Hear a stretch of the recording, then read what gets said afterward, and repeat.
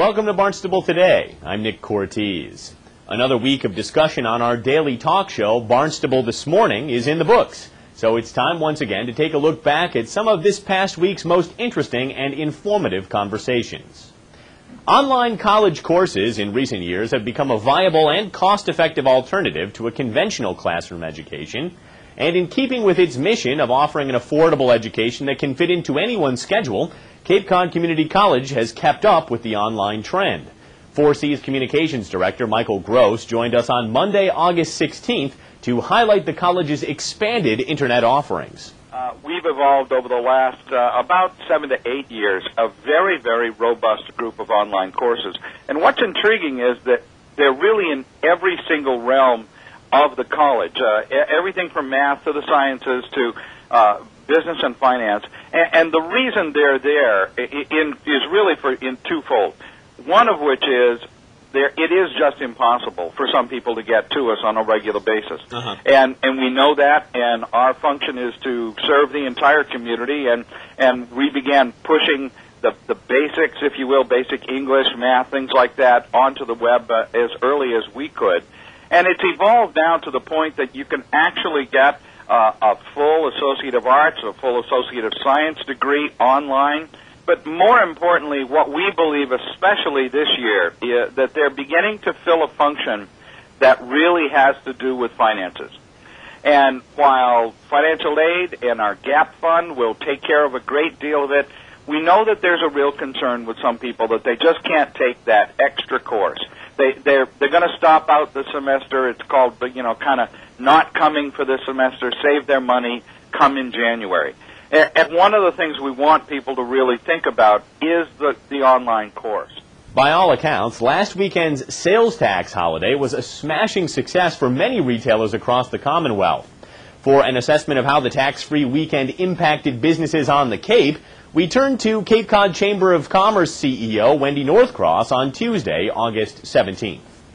Well, it's true. It seems that the bump up in business over the weekend was a much-needed shot in the arm for the retailers.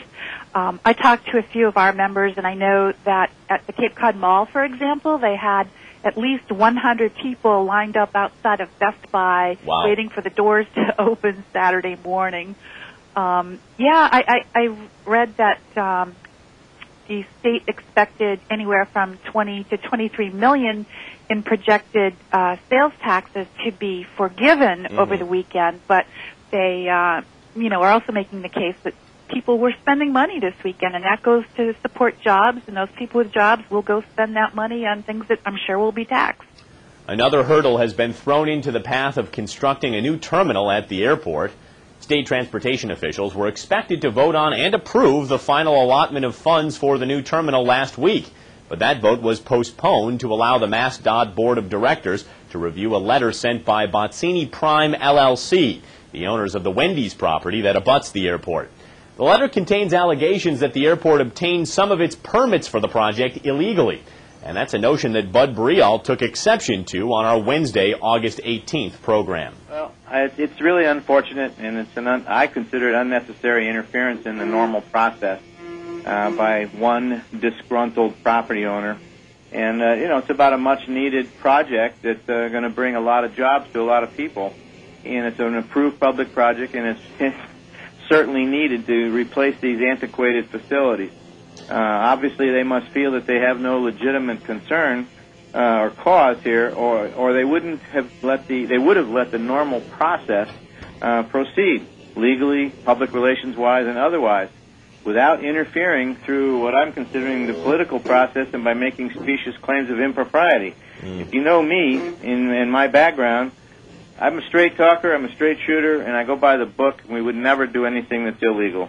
This quote appeared in the Cape Cod Times a couple of days ago, and I'd like to clear this up if we could. Sure. This is a quote from Gregory Botsavalis. He says, quote, "I unequivocally make the statement that the permits that the airport is holding in their hands have been issued by the town of Barnstable and are unlawful." Why would he make an allegation like that?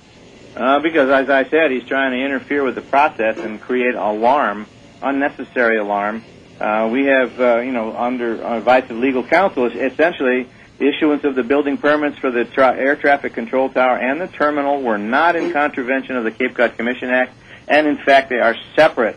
He's primarily concerned with the road, not necessarily with the terminal, and certainly not with the tower. And he's even indicated that in his letters that he's in favor of the construction of the terminal. So it seems somewhat specious on his part to be able to be doing what he's doing, interfering with the construction of the terminal when he has a complaint about the road. Despite the allegations, Brialt says MassDOT is still supportive of the terminal project and will likely vote to release the funding on September 7th. Finally, there's some good news for Sandy Neck ORV permit holders. Park manager Nina Coleman joined us on Friday, August 20th to tell us about a new state permit granted to Sandy Neck that will allow staff to escort certain vehicles over the closure line and around a group of unfledged lease-turn chicks. That makes a lot more beach available to a lot more vehicles. The permit is the first one ever to be issued to an ORV beach on Cape Cod, and Nina is pretty excited about it. Yes, it's really exciting. It took about 3 years to get this permit. Wow.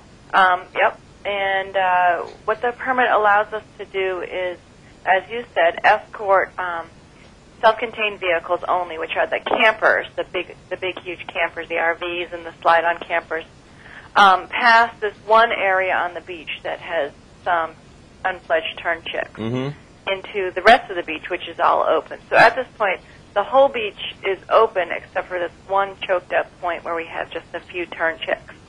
And this happens every year, pretty much, and that's why we've been pursuing this permit. So what we'll be able to do is get these campers past this one area, and then they're free to roam the beach on the other side of it. The reason we chose campers is because, unlike a day tripper, they're gonna stay put out there for the weekend, and we won't have to worry about them coming on and off and on and off. Sure. But it is really exciting, as you said. It's the first one of its kind on Cape Cod. Everybody would like to get past those areas that are closed, and we finally have an opportunity to do that. Now, Nina, I wonder, you said it took 3 years, so it must have been kind of an extraordinary effort to make something like this happen. What kinds of steps did you have to go through to receive the permit? When you get a conservation management permit, it's because the Natural Heritage and Endangered Species Program considers the activity that you're requesting to have the possibility of a take or a take of an endangered species. So because they're considering that the endangered species will have either a mortality or reduced productivity or whatever, so that endangered species is going to be negatively affected by the activity, the applicant, in this case us, is required to provide mitigation that's going to improve that species somehow. What did you settle on? Well, we settled on tern shelters, which in and of itself is pretty easy. The tern chicks often go under bushes and such during the heat of the day and to avoid predators. And so other beaches have taken on making these little shelters that they hunker down under. So that in and of itself is not very expensive or hard, but the state did require that we provide a research program to go along with that. For more information on the vehicle escort service at Sandy Neck, call the Gatehouse at 508-362-8300. Remember, if you'd like to watch these complete interviews, they're all available online. You can find them in the town's video archives at town.barnstable.ma.us.